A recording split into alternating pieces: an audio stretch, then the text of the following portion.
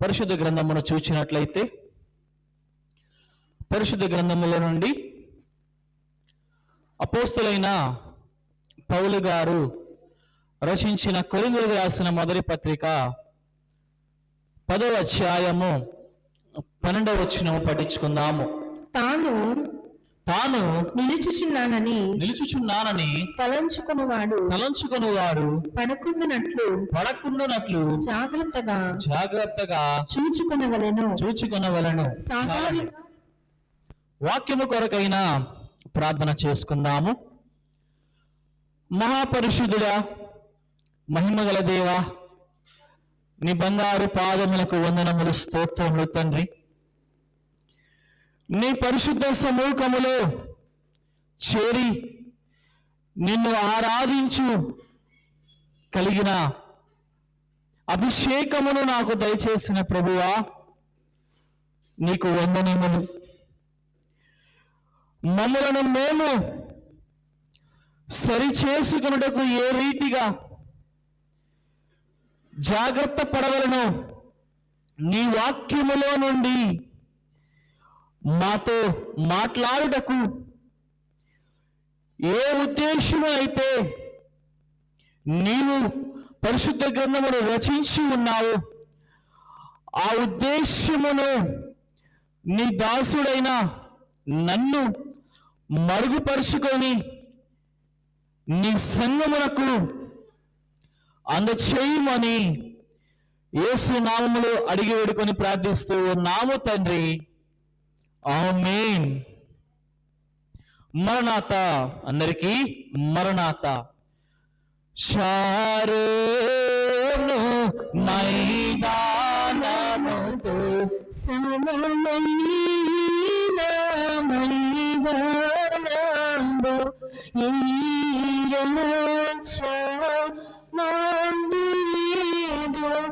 ఎంచి చూడగా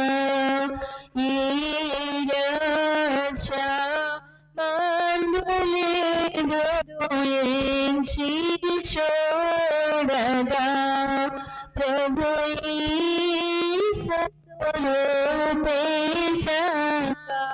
వధువు ధరించినామే విభావామి మంచు నేను వివరింపగలను. విభావామి మంచు నేను వివరింపగలను.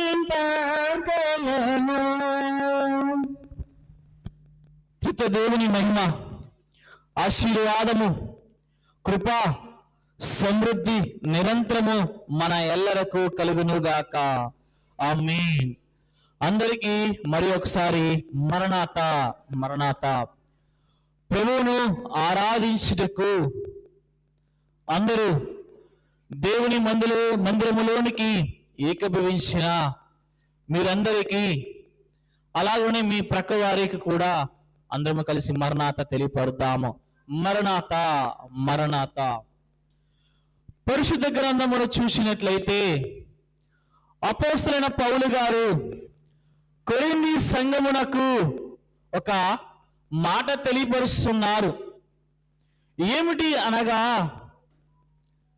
తాను నిలుచుచున్నానని తలంచుకునేవాడు పడకుండునట్లుగా జాగ్రత్తగా చూచుకొనవలెనని ఒక సత్యమును అపోస్తలులైన పౌలు గారు కొరింథీయులకు తెలియపరుస్తున్నారు.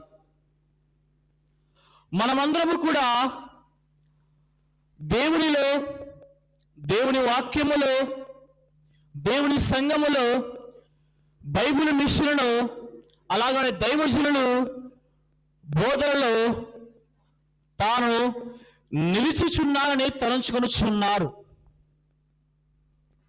కానీ మనమందరము తెలుసుకోవలసినది ఏమిటి అనగా, నిజముగా మనము దేవునిలో నిలుచుకొని ఉన్నామా?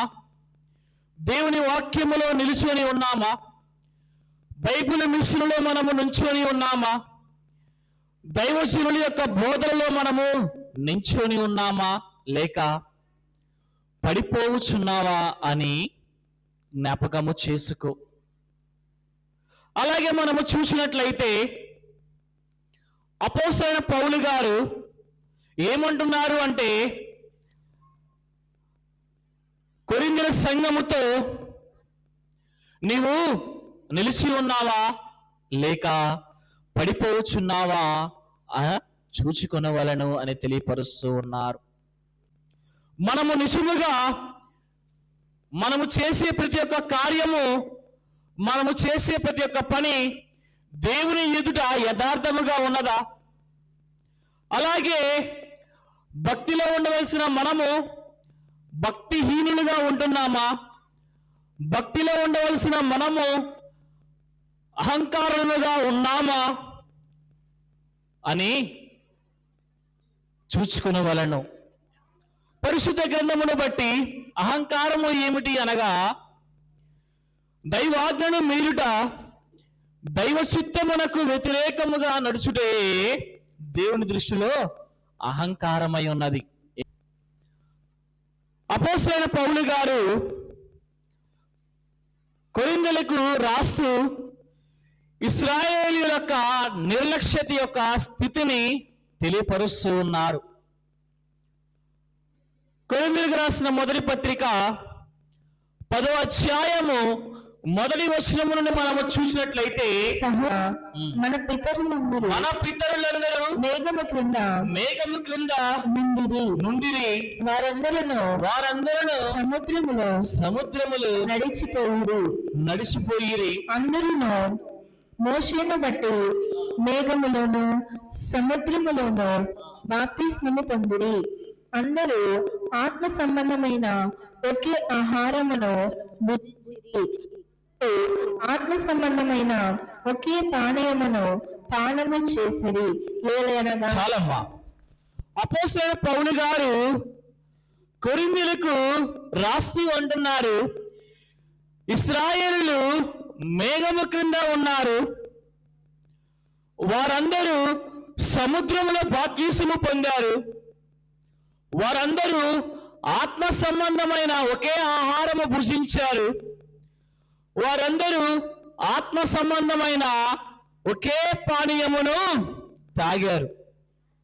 కానీ 5వ వచనంలో మనము చూసినట్లయితే, అయితే ఎక్కువ మంది దేవునికి ఇష్టలుగా ఉండలేకపోయి. చాలమ్మా. అప్పటి వరకంట ఇశ్రాయేలీయులందరూ మేఘము క్రింద ఉన్నారు అంట. అప్పటి వరకు వారందరూ సముద్రములో బాప్తిస్మము పొందారు అంట. అప్పటి వరకు అందరూ ఒకే ఆత్మ సంబంధమైన ఆహారము భుజించారు అంట. అప్పటి వరకు అందరూ ఒకే ఆత్మ సంబంధమైన పానీయము తాగారు అంట. కానీ అనేకులు దేవునికి ఇష్టలుగా ఉండలేకపోయారు అంట. ఎందుకు అనేకులు దేవునికి ఇష్టలుగా ఉండలేకపోయారు అంటే, 6వ వచనము చూడండి.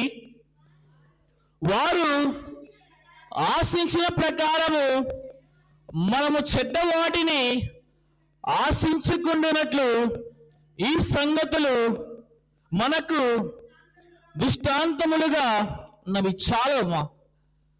అనేకులు దేవునికి ఇష్టలుగా ఉండలేకపోవడం గల కారణము ఏమిటి అనగా, వారు చెడ్డ వాటిని ఆశించి ఉన్నారు. కారణం ఏంటి? వారు చెడ్డ వాటిని ఆశించి ఉన్నారు. ఈ దినము మన వాక్య ధ్యానాంశము ఏమిటి అనగా, నీవు దేవునిలో నిలబడి ఉన్నావా లేక పడిపోవచ్చున్నావా? ఏమిటమ్మా? నీవు దేవునిలో నిలిచి ఉన్నావా లేక పడిపోవచ్చున్నావా? ఇశ్రాయేలీయులందరూ మేఘము క్రింద ఉన్నారు, ఇశ్రాయేలీయులందరూ సముద్రములో బాప్తిస్మము పొందారు, ఇశ్రాయేలీయులందరూ ఆత్మ సంబంధమైన ఒకే ఆహారము భుజించారు, ఇశ్రాయేలీయులందరూ ఆత్మ సంబంధమైన ఒకే పానీయము తాగారు. కానీ అనేకులు దేవునికి ఇష్టలుగా లేకపోయారు. అందుకే అపోస్తలుడైన పౌలు గారు కొరింథీయులకు హెచ్చరిస్తూ ఉన్నారు. ఏమిటి అనగా, నీవు నిజముగా దేవుని సన్నిధిలో నిలిచి ఉన్నావా, లేక దేవునిలో నుండి నువ్వు పడిపోతున్నావా, జాగ్రత్తగా చూచుకోవలను అని కొరింథీయులకు అపోస్తలుడైన పౌలు గారు హెచ్చరిస్తూ ఉన్నారు. మనము వాక్యమును చూసినట్లయితే దేవుని బిడ్డలమై ఉన్న మనము దేవుని కంటే ఈ లోకమును, ఈ లోక యొక్క తీరును, ఈ లోకము చుట్టూ, ఈ లోకమును హెచ్చించుటకు, మనుషులను హెచ్చించుటకు ఈ లోకము ఏం చేస్తుందంట? పరిగెడుతూ ఉన్నదంట. దేవుని కంటే అధికముగా దేనిని హెచ్చించినా ఎదుట పెట్టుకొని దాని కోసము పరిగెడుచున్నావో అదే చెడ్డదై ఉన్నది అని పౌలు గారు తెలియపరుస్తూ ఉన్నారు. దైవజనులు అంటున్నారు, తెలుగు క్రైస్తవ కీర్తనలో నుండి 39వ పాటలు, చెడుగుల యోచనలందు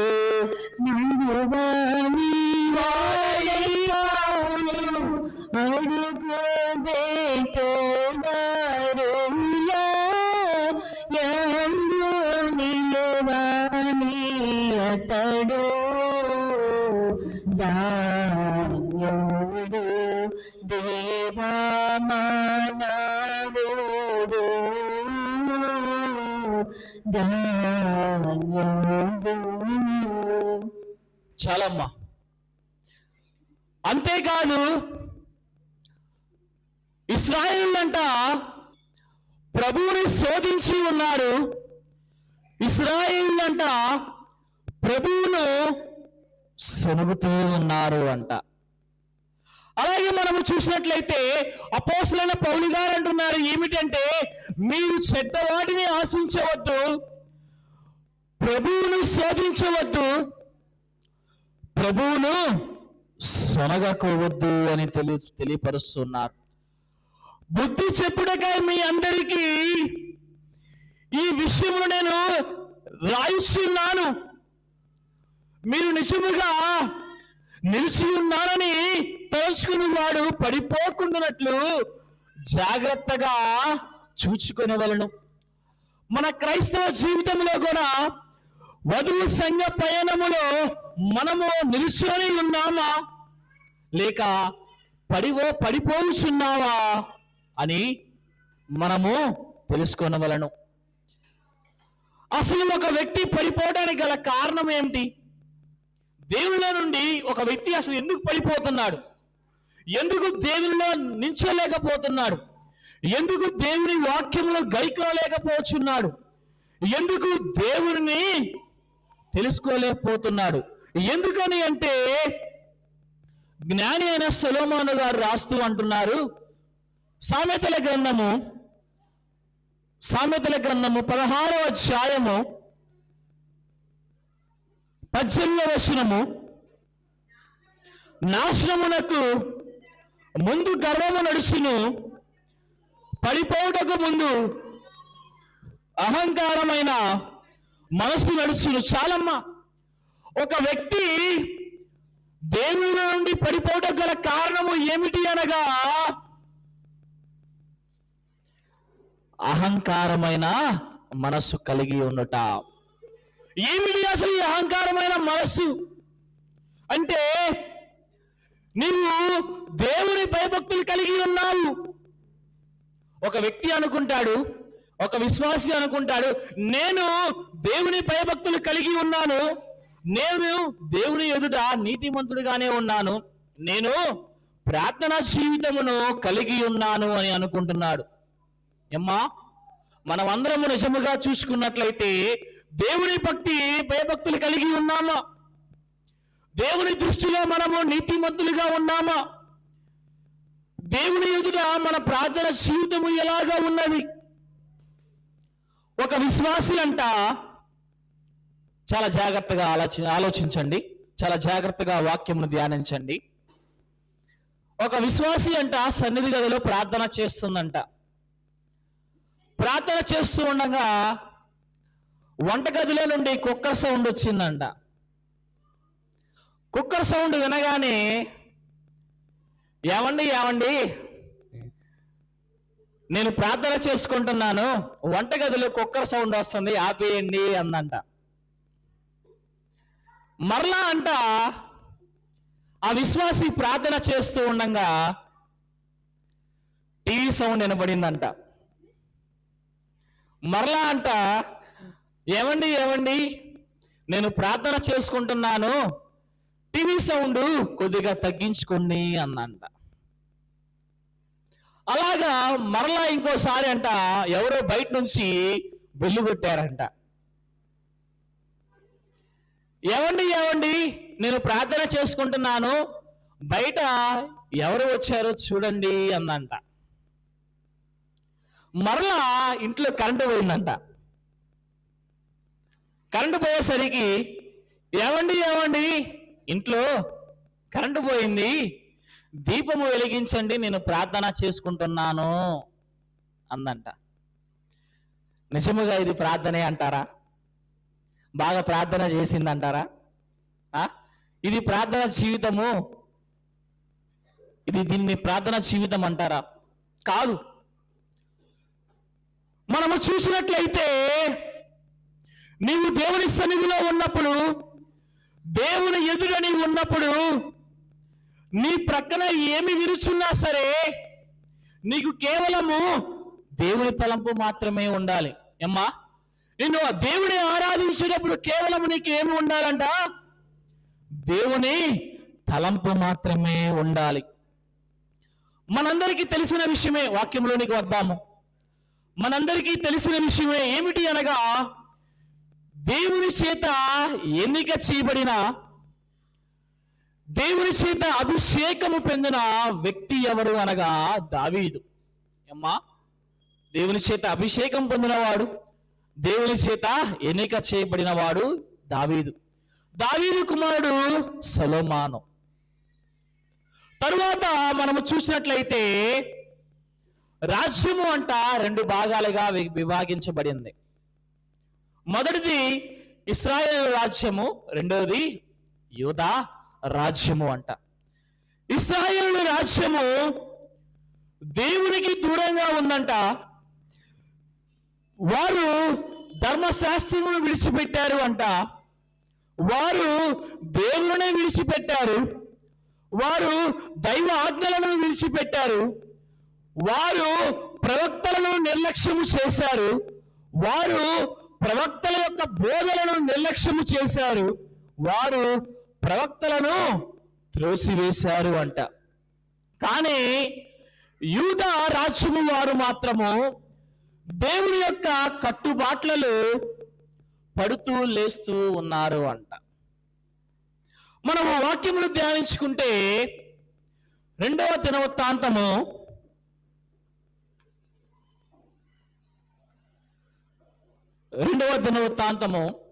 25వ అధ్యాయము 1వ వచనము చూద్దాము. అమధ్య ఏల ఆరంభించినప్పుడు 25 ఏళ్ల వాడై 29 సంవత్సరములు యెరూషలేములో ఏలెను.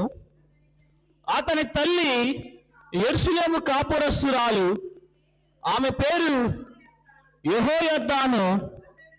అతడు యెహోవా దృష్టికి యథార్థముగా ప్రవర్తించును, కానీ పూర్ణ హృదయముతో ఆయనను అనుసరింపలేదు. చాలమ్మా.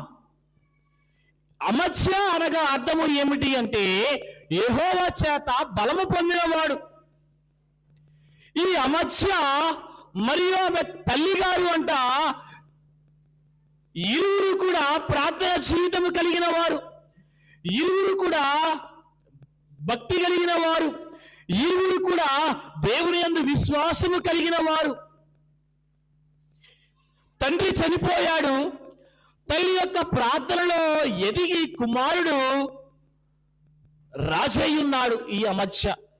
ఇది గనక మనము చూసినట్లయితే 29 సంవత్సరములు రాజ్య పరిపాలన చేసి ఉన్నాడు.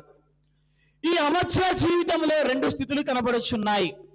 మొదటిది ఏమిటి అనగా యెహోవా దృష్టికి యథార్థముగా ప్రవర్తించెను. ఏమిటమ్మా మొదటి స్థితి ఏమిటి? యెహోవా దృష్టికి యథార్థముగా ప్రవర్తించెను, కానీ పూర్ణ హృదయముతో ఆయనను అనుసరించలేదు. పూర్ణ హృదయముతో ఆయనను ఆరాధించలేదు. ఒకసారి మనల్ని మనం పరీక్షించుకుందాము. ఏమిటి అనగా నిజముగా మనము పూర్ణ హృదయముతో దేవుని ఆరాధిస్తున్నామా? నిజముగా మనము పూర్ణ మనస్సుతో దేవుని అనుసరిస్తున్నామా?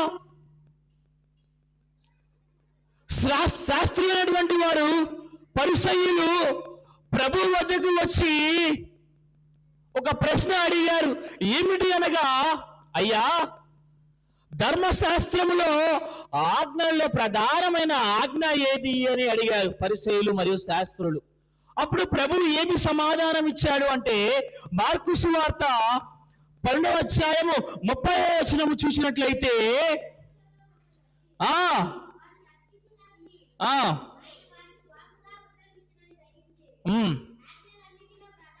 ఆజ్ఞ అన్నిటిలో ప్రధానమైన ఆజ్ఞ ఆయన అడిగాను. అందుకు యేసు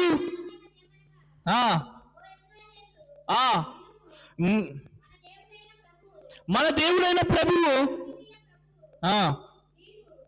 నీవు నీ పూర్ణ హృదయముతోను, నీ పూర్ణ ఆత్మతోను, నీ పూర్ణ వివేకముతోను, నీ పూర్ణ బలముతోను నీ దేవుడైన ప్రభువుని ప్రేమింపవలనని అనేది ప్రధానమైన ఆజ్ఞ.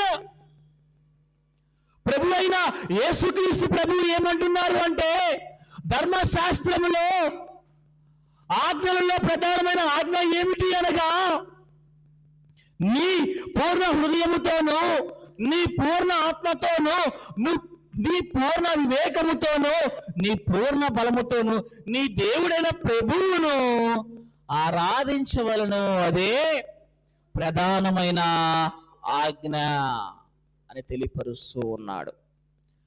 ఈ అమర్చాను కనుక మనము చూస్తే ఇతడు దేవుని దృష్టికి యథార్థముగానే ఉన్నాడు. ఈ అమర్చాను కనుక మనము చూసినట్లయితే దేవుని దృష్టికి యథార్థముగానే ప్రవర్తించాడు. దేవుడు చెప్పిన కార్యములు అన్నీ చేశాడు, కానీ ఆరాధించగలిగే స్థితి లేకపోయేను. ఈ రోజు కూడా మనము చూసినట్లయితే ఈ రోజుకి కూడా చాలా మంది కూడా దేవుని మందిరంలో ఒక 2 గంటలు కూర్చోవడానికి విసుగు. అవునా కాదా? దేవుని మందిరంలో ఒక 2 గంటలు కూర్చోవడానికి విసుగు. పాస్టర్ గారు ఎప్పుడెప్పుడు ముగింపు చేస్తారా, వెళ్ళిపోదామా అనే ఆలోచన కలిగి ఉంటారు. దేవుని మందిరంలో వచ్చేవారు కూడా వాక్యము వినే వారికి వారి మనస్సు ఉండదు. దేవుని వద్ద నుండి అనేకమైన ఆశీర్వాదములు పొంది దేవుని దగ్గరకు రావడానికి విసుగు. దేవుని యొక్క ఆశీర్వాదములు పొంది దేవుని కార్యములోను, దేవుని యొక్క పనులలోనూ ఏకీభవించడానికి, పరిచర్య చేయడానికి సమయము లేదు.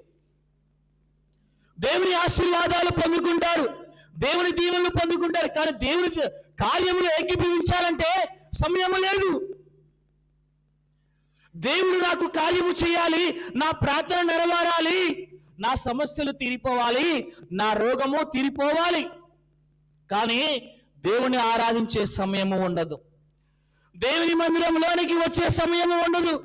దేవుని మందిరంలో 2 గంటలు కూర్చునే సమయము నీకు ఉండదు. కానీ కార్యాలు జరగాలి, కానీ కార్యాలు మాత్రము జరగాలి.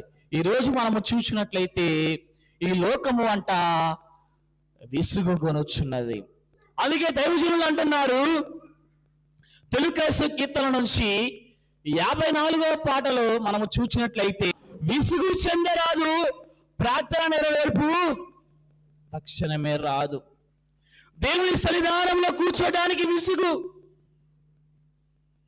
అలాగే మనము చూసినట్లయితే వాక్యంలోనికి వద్దాము. అమత్య అను ఇతడిలో మంచి లక్షణము కనబడుచున్నది, కానీ ఒక చెడు లక్షణము కూడా ఉన్నది అంట. ఇతడు అనుకుంటున్నాడు, నేను దేవునిలో నిలుచుని ఉన్నాను, కానీ దేవునిలో నుండి పడిపోయే స్థితి అతనికి వచ్చి ఉన్నది. 2వ దినవృత్తాంతము 25వ అధ్యాయం 3వ వచనము చూద్దాము. రాజ్యము తనకు స్థిరమైనప్పుడు అతడు రాజైన తన తండ్రిని చంపిన రాజసేవకులను చంపిన. చాలమ్మ, ఈ అమత్య రాజైన తర్వాత తన తండ్రిని ఎవరైతే చంపారో ఆ రాజ సేవకులందరినీ చంపాడు అంట. వారి కుమారుల దగ్గరికి వచ్చినప్పుడు ధర్మశాస్త్రం గుర్తుకొచ్చిందంట. 4వ వచనము చూసినట్లయితే, అయితే తండ్రులు పిల్లల కొరకును పిల్లలు తండ్రుల కొరకును చావకూడదు, ప్రతి మనిషి తన పాపము కొరకు తానే చావవలనని మోషే గ్రంథమందలి ధర్మశాస్త్రమందు వ్రాయబడి ఉన్న యెహోవా ఆజ్ఞను బట్టి అతడు వారి పిల్లలను చంపకమ్మను. చాలండి, తన తండ్రిని హతము చేసినందున రాజు యొక్క సేవకులను అందరినీ హతము చేశాడు. వారి పిల్లలను కూడా హతము చేయాలి అనుకున్నప్పుడు మాత్రము ధర్మశాస్త్రము గుర్తుకొచ్చిందంట ఈ అమత్యకు. పాత నిబంధన మనం చూసినట్లయితే అన్ని చరిత్రలే అండి, అన్ని కథలే ఉంటాయి. జాగ్రత్తగా ఆలోచించండి, జాగ్రత్తగా వాక్యమును ధ్యానించండి. మనము చూసినట్లయితే అమత్య యుద్ధము చేయాలనుకున్నాడు. తన రాజ్యములో ఉన్నటువంటి యుద్ధమునకు సరిపోగలిగిన యోధులని సిద్ధపరిచాడంట.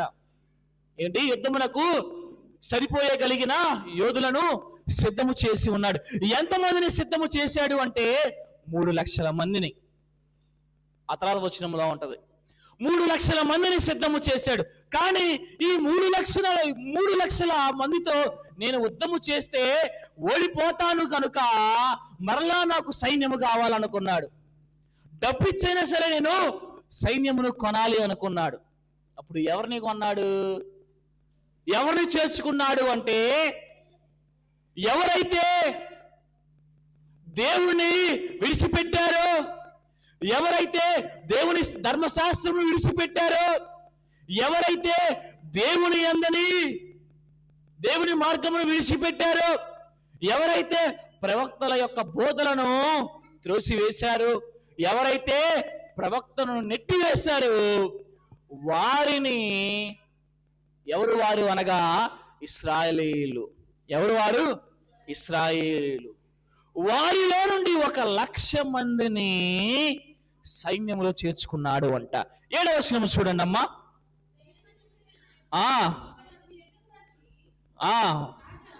దైవజనుడైన ఒకడు అమత్య వద్దకు వచ్చి అంటున్నాడు. ఏమిటి అంటే, ఇశ్రాయేలు వారి సైన్యమును నీతో కూడా తీసుకొని పోవద్దు. యెహోవా ఇశ్రాయేలుకు ఎఫ్రాయిమీయులలో ఎవరికి తోడుగా ఉండడు. అలాగూ పోవాలని నీవు అనుకున్న ఎడల పొమ్ము. యుద్ధము బలముగా చేసినను దేవుడు నీ శత్రువు ఎదుట నిన్ను కూర్చును. నిలువబెట్టుటయు పడవేయుటయు దేవుని వశమై ఉన్నది. చాలమ్మా, అమత్య వద్దకు యాజకుడు వచ్చి అంటున్నాడు, రాజా, నీవు ఇశ్రాయేలుల సైన్యమును తీసుకొని పోవద్దు. ఎందుకంటే వారికి దేవుడి తోడు లేడు. వారు దేవుణ్ణి విడిచిపెట్టారు, ధర్మశాస్త్రం విడిచిపెట్టారు గనక వారికి దేవుడు తోడు లేడు గనక నీవు వారిని తీసుకుని వెళ్ళవద్దు అంటాడు. నువ్వు తీసుకెళ్తే యుద్ధము బలముగానే చేసినను దేవుడు నీ శత్రువు ఎదుట నిన్ను కూల్చును. నిన్ను నిలబెట్టాలన్నా, నిన్ను పడవేయాలన్నా అది ఎవరి వల్ల అవుతుంది? దేవునికే సాధ్యము అంటున్నారు. ప్రవక్త అంటున్నాడు, నిన్ను నిలబెట్టాలి అన్నా, నిన్ను యుద్ధములో గెలిపించాలి అన్నా, నీ కార్యము సఫలము అవ్వాలి అన్నా, నీవు చేసే ప్రతి పనిలో ఆశీర్వాదము కావాలి అన్నా, అది కేవలము దేవుని వలనే సాధ్యము అని అంటున్నారు. నువ్వు నిలబడాలి అన్నా అది దేవుని వలనే సాధ్యము. ఈరోజు ఈ సంఘములోనికి వచ్చిన పరులారా, ఒక గొప్ప స్థితి మనకి వాక్యము ద్వారా తెలియపరుస్తూ ఉన్నారు. ఏమిటి అనగా, మనమును కూడా మన జీవితంలో నిలబడాలి అన్నా, పడవేయాలి అన్నా, అది ఎవరి వలన? దేవుని వలననే. ఈరోజు మనం ఏదైనా గొప్ప స్థితి కలిగి ఉన్నాము అంటే అది దేవుని కృపే. ఈరోజు మనము ఆశీర్వదించబడ్డాము అంటే అది దేవుని కృపే. ఈ రోజు మనము నివసించి ఉన్నాము అంటే అది దేవుని కృపే. ఈ రోజు నీవు గృహము కట్టుకున్నావు అంటే అది దేవుని కృపే. ఈ రోజు మనము ఈ విశాలమైన మందిరములో మనమందరము కూర్చొని దేవుని వాక్యమును వింటున్నాము అంటే అది దేవుని కృపే. బొలిసిపాడు గ్రామములో స్థలము మరియు మందిరమును నిర్మాణము చేయుచున్నది అంటే, నిర్మాణము జరుగుచున్నది అంటే అది దేవుని కృపే. మనుషులను మెప్పించడానికి, ఈ లోకమును మెప్పించడానికి జనులు పరిగెత్తుచున్నారు. నీవు ఆ పరుగు పందెంలో గెలవాలి అన్నా దేవుని కృప నీకు కావాలి. అలాగే మనము చూసినట్లయితే, నీవు ఎంత పరిగెత్తినా దేవుని సహాయము లేకపోతే, దేవుని తోడు లేకపోతే నీవు ఏమీ చేయలేవు. దేవుని తిరస్కరించి యుద్ధములో అమధ్యానం మనము చూసినట్లయితే యాజకుని యొక్క మాట పక్కన పెట్టాడు. యాజకుని యొక్క మాటను త్రోసివేశాడు. యాజకుడు చెప్పాడు, ఇశ్రాయేలు నువ్వు వద్దు, తీసుకెళ్ళ మాకు, నువ్వు ఒకవేళ యుద్ధం గెలిచినా నీ శత్రువులు ఎదుట నిన్ను కూలుస్తాడు అని చెప్పాడు. వినలా అమధ్య, వినలా. ఏమయ్యాడు? ఆ తర్వాత మరి ఒక యుద్ధంలో అమధ్య ఓడిపోయాడు. ఓడిపోయి ఏమయ్యాడు? పారిపోయాడు. మనము చూసినట్లయితే యాజకుని యొక్క మాటను త్రోసివేసినందున అతని స్థితి ఏమై ఉన్నది? యుద్ధములో ఓడిపోయి ఉన్నాడు. అలాగే మనము చూసినట్లయితే ఇంకొక మాట మనకి కనబడుతున్నది. అమధ్య ప్రవక్త యొక్క మాట వినకుండా అహంకారము ఉండవలన దేవుని తిరస్కరించి దేవునిలో నిలబడలేకపోయాడు. దేవుని దృష్టికి యథార్థముగా ప్రవర్తించును, కానీ పూర్ణ హృదయముతో ఆయన్ని ఆరాధించలేకపోయాడు. అలాగే మనం చూసినట్లయితే ఇంకొకరు మనకు కనబడుచున్నారు. ఎవరు అంటే అమధ్య యొక్క కుమారుడు మనకి కనబడుచున్నాడు. 2వ దినవృత్తాంతము 26వ అధ్యాయము 1వ వచనము చూసినట్లయితే, అంతలో యూదా జనులందరూ 14 ఏళ్ల వాడైన ఉజ్జియాను తీసుకొని అతని తండ్రి అయిన అమధ్యకు బదులుగా రాజుగా నియమించిరి. అతడు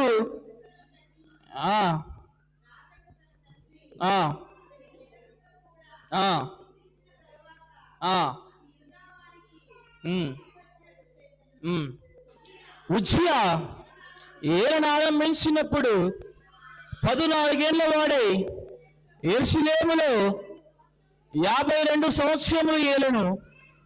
అతని తల్లి యెరూషలేము కాపురస్తురాలు, ఆమె పేరు ఒకొల్యా. చాలమ్మా. ఈ ఉజ్జియా ఎవరు అనగా అమధ్య యొక్క కుమారుడు. ఇతడు అంట 14 సంవత్సరములకు రాజు అయ్యాడంట. ఏమ్మా, 14 సంవత్సరాలకు రాజు అయ్యాడు. 52 సంవత్సరములు యెరూషలేమును పరిపాలించి ఉన్నాడు. ఎన్ని సంవత్సరాలు? 52 సంవత్సరములు. వీరు అంట, ఈ ఉజ్జియా మరియు అతని తల్లి కూడా దేవుని యొక్క ఆరాధన యందు, దేవుని యొక్క ప్రార్థన యందు, దేవుని యొక్క మార్గమునందు వారు నడిచేవారు అంట. దేవుడు అంటే భయభక్తులు కలిగిన వారు వీరు. ఎవరు? ఈ అమజ్యా మరియు ఈ అమజ్యా కుమారుడైన ఉజ్జియా మరియు అతని తల్లి కూడా. ఇక్కడ మనము చూసినట్లయితే ఉజ్జియా యొక్క స్థితిని కూడా మనము చూద్దాము. 2వ దినవృత్తాంతము 26వ అధ్యాయము 4వ వచనము చూడండి. అతడు తన తండ్రి అయిన అమజ్యా చర్య అంతటి ప్రకారము యెహోవా దృష్టికి యథార్థముగా ప్రవర్తించెను. చాలమ్మా. అతని తండ్రి అయిన అమజ్యాను దృష్టిలో ఉంచుకొని దేవుని ఎదుట యథార్థముగా ప్రవర్తించెను అంట. ఈ ఉజ్జియా ఏమంటున్నాడంటే, నా తండ్రి అయిన అమజ్యా చేసింది నాకు జ్ఞాపకం ఉంది. నా తండ్రి అయిన అమజ్యా యాజకుల యొక్క మాటను తోసివేశాడు, యాజకుల మాటలు నిర్లక్ష్యము చేశాడు. నిర్లక్ష్యము చేసినందువలన అతనికి ఏమైందో నాకు తెలుసు, అది నా దృష్టిలో ఉంది.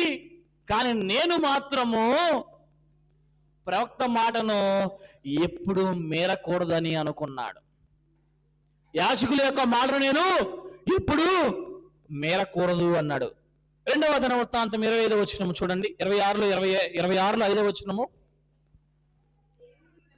దేవుని ప్రత్యక్షత విషయమందు తెలివి కలిగిన అతడు ఎవరు అనగా ఉజ్జియా దేవుని ఆశ్రయించెను. చదవండమ్మా.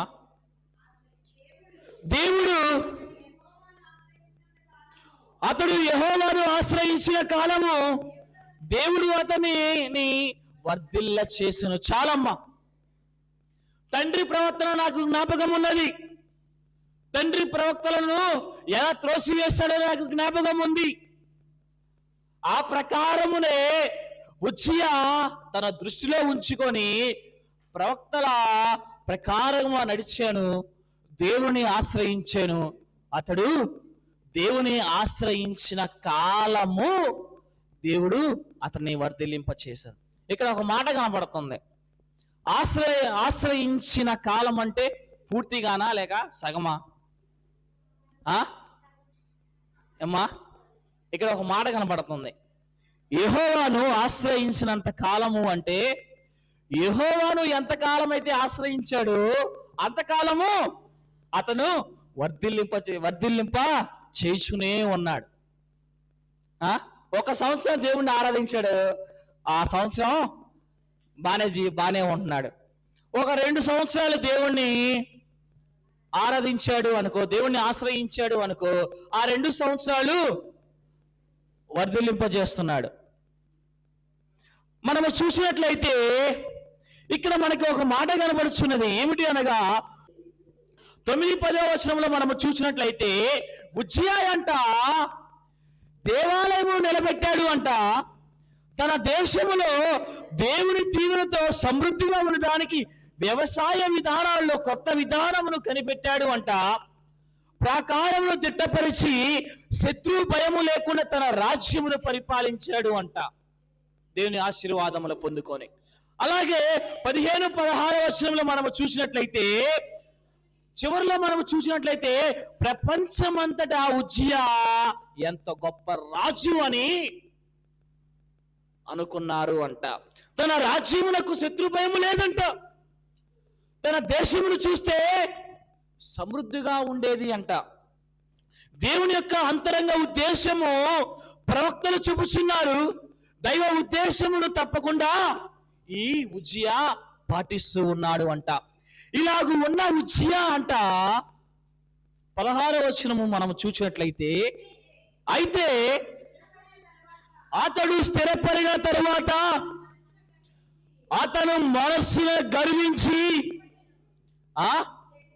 చెడిపోయాను. చాలమ్మా. అతడు స్థిరపడిన తర్వాత తన మనస్సు ఏమైందంట? అతని మనసులోకి ఏమొచ్చిందంట? గర్వం వచ్చిందంట. ఏమిటి? గర్వం వచ్చి ఉన్నదంట. పైకి కనబడిన గర్వము కంటే మనస్సులో ఉన్న గర్వము భయంకరమైనది. ప్రతి ఆదివారం మనము పాప క్షమాపణ చెప్పుకుంటామా లేదా? ప్రతి ఆదివారమున మనం పాపక్షమాపణ చెప్పుకుంటాము. ఏమిటి అంటే ఆత్మలో కపటము లేని వారు ధన్యులు. ఏమిటి? ఆత్మలో కపటము లేని వారు ధన్యులు. కపట వ్యక్తులు యెహోవాకు హేళులు. ఇతడు దేవుని ఆశ్రయించిన కాలము ఇతడు వర్ధిల్లింప చేస్తూనే ఉన్నాడు. ఇతడు అనుకున్నాడు నేను దేవుడిలో నిలబడ్డాను. ఇతడు అనుకున్నాడు నేను దేవుడిలో నిల్చొని ఉన్నాను. కానీ ఇతని మనస్సులోకి ఏమొచ్చిందంట? గర్వము వచ్చింది. ఎప్పుడు వచ్చింది గర్వం? స్థిరపడిన తర్వాత ఇతని మనస్సులోకి ఏమొచ్చింది? గర్వము వచ్చింది. అసలు ఎలా పడిపోయాడు ఈ అమత్య? క్షమించండి, అసలు ఎలా పడిపోయాడు ఈ ఉజ్జియా? కొన్ని మాటలు చూద్దాం. 16వ వచనము చూద్దాము.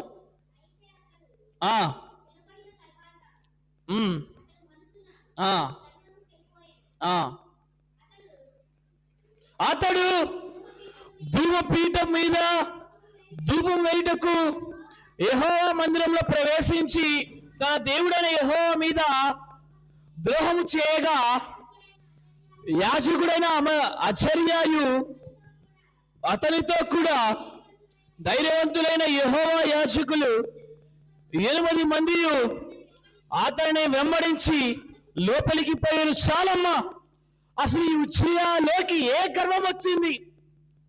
అతని మనస్సులోనికి ఎటువంటి గర్వం వచ్చింది అంటే, నేను రాజును కదా, నేను దేవునికి ఇష్టను కదా, నేను ఏది అనుకుంటే అది నెరవేర్చును కదా అనే ఒక గర్వం వచ్చింది అంట. ఎటువంటి గర్వం వచ్చింది అంటే, ఈ ఉజ్జియాలోనికి ఎటువంటి గర్వం వచ్చిందంటే, స్థిరపడిన తర్వాత యాజకుడు నాకంటే గొప్పవాడా, నేను యాజకుడి కంటే గొప్పవాడిని అనుకున్నాడు ఈ ఉజ్జియా. ధూపపీఠం మీద ధూపము వేయుటకు యెహోవా మందిరంలో ప్రవేశించిన తన దేవుడైన యెహోవా మీద ద్రోహము చేశాను అని రాయబడి ఉన్నది. ఈ ఉజ్జియాకు ధూపము వేయుటకు అర్హత లేదు. ఏంటి, యాజకుడు నాకనే గొప్పవాడా ఏంది, నేనే పీఠము వేస్తాను అని చెప్పేసి మందిరంలోనికి వెళ్తున్నాడంట. అప్పుడు ఒకేసారిగా వెంటనే 80 మంది లోపలికి వెళ్ళారంట. వెంటనే 80 మంది లోపలికి వెళ్ళగానే రాజు రాజు అంటల్లా, ఏమంటున్నారు? ఉజ్జియా ఉజ్జియా అంటున్నారు. ఏమంటున్నారు? ఉజ్జియా ఉజ్జియా అని అంటున్నారు. మనము చూసినట్లయితే ఈ యాజకులు ఏమంటున్నారంటే, నీవు దేవాలయంలో ధూపం వేసే హక్కు నీకు లేదు. యాజకుడు దేవుని చేత ప్రతిష్ఠింపబడిన వాడు కనుక యాజకుడే చెయ్యాలి, నీకు హక్కు లేదు అని అన్నాడు.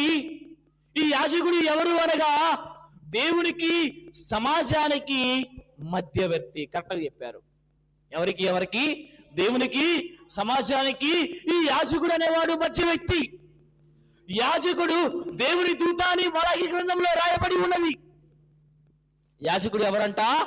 దేవుని దూత అని మలాకి గ్రంథంలో రాయబడి ఉన్నది. నీకు దేవాలయంలో ధూపం వేసే హక్కు లేదు. ఈ ఉజ్జియా ఏం చేశాడు అంటే, యాజకులను విస్మరించి ఉన్నాడు. ఈ ఉజ్జియా ఏమి చేశాడు అంటే, యాజకులను చిన్న చూపు చూసి ఉన్నాడు. ఈ ఉజ్జియా ఏమి చేశాడు అంటే, యాజకుల అభిషేకము తన హృదయమునందు తక్కువ చేసి ఉన్నాడు.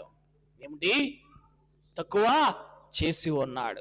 19వ వచనంలో చూస్తే గనక, అతడు రౌతుడై యాజకుల మీద కోపం చూపాను. ఏమ్మా, ఈ ఉజ్జియా యాజకుల మీద కోపము చూపాను. అప్పుడు వెంటనే యెహోవా మందిరములో ధూపపీఠం ప్రక్కన అతడు ఉండగా యాజకులు చూస్తుండగానే అతని నొసట కుష్టి రోగము పుట్టెను. చాలండి, నేను నిలుచొని ఉన్నాను అనుకున్నాడు ఉజ్జియా. నేను దేవునిలో నిలుచొని ఉన్నాను అనుకున్నాడు ఉజ్జియా. కానీ ఏమయ్యాడు? పడిపోయాడు. ఎలాగునా? యాజకుల యొక్క మాటను విననందున, యాజకుల మాటలను త్రోసివేసినందున, యాజకులను చిన్న చూపు చూసినందున, యాజకులపై కోపము చూపినందున ఏమయ్యాడు? పడిపోయాడు. ఈ కాలంలో కూడా మనము చూసినట్లయితే చాలా మంది అనుకుంటారు, మన కళ్ళ ముందే పెరిగాడుగా ఈ వ్యక్తి, ఎప్పుడు అభిషేకం అయ్యాడు, ఎప్పుడు పాస్టర్ అయ్యాడు, ఎంత పాస్టర్ అయినా మనతో పాటు పెరిగిన వాడే కదా. ప్రభువునే అన్నారు, మన ఊర్లో పుట్టాడు, మన ఊర్లో పెరిగాడు అని.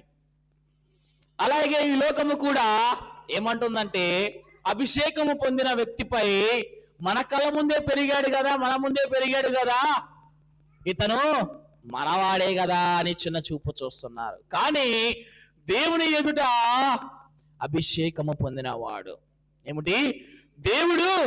దేవుని అభిషేకము పొందినవాడు ఈ యాజకుడు.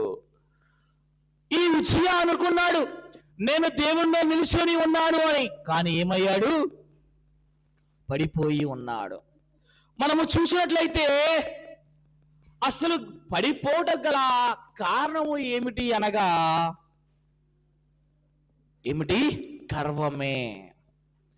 అసలు మిమ్మల్ని పడేసేది ఏమిటంటే మీ అహంకారమే. దేవునిలో నుండి మీరు పడిపోవట గల కారణము ఏమిటంటే మీ అహంకారమే. దేవునిలో నుండి మీరు పడిపోవట గల కారణము ఏమిటి అంటే మీ గర్వమే. దేవునిలో నుండి మీరు నిలవలేకపోతున్నారు అంటే అది మీ యాజకుల యొక్క మాటలను విననందువలన. ఎందుకు పడిపోతున్నారు అంటే మీ యాజకులు చెప్పిన మాటను చేయనందువలన మీరు పడిపోతున్నారు. ఈ రోజు సంఘములో ఏకీభవించిన పరులారా, మిమ్మల్ని మీరు పరీక్షించుకోనండి. నిజముగా నేను దేవుని సన్నిధానంలో నిలబడి ఉన్నానా లేదా? నిజముగా నేను దేవుణ్ణి నిలబడి ఉన్నానా లేక పడిపోవచ్చున్నానా అని మిమ్మల్ని మీరే ప్రశ్నించుకోండి. నిజముగా నిల్చొని ఉన్నామా? నిజముగా మనము దేవుని కార్యములు చేస్తున్నామా?